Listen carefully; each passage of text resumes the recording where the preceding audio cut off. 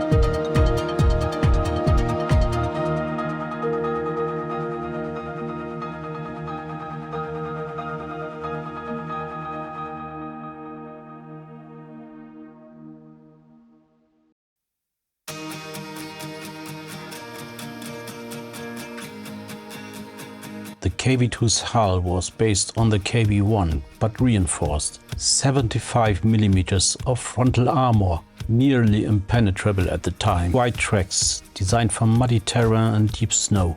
At the rear, the V2K diesel engine, a modified variant of what would later power the T-34. 600 horsepower, but still sluggish. The KV-2 was a beast, over 26 tons just for the hull alone. The 152 mm M10 howitzer, an artillery gun mounted on a tank, devastating against bunkers and fortifications, but painfully slow to reload. The turret itself, massive, almost a third of the vehicle's weight. Troops called it the rolling bunker.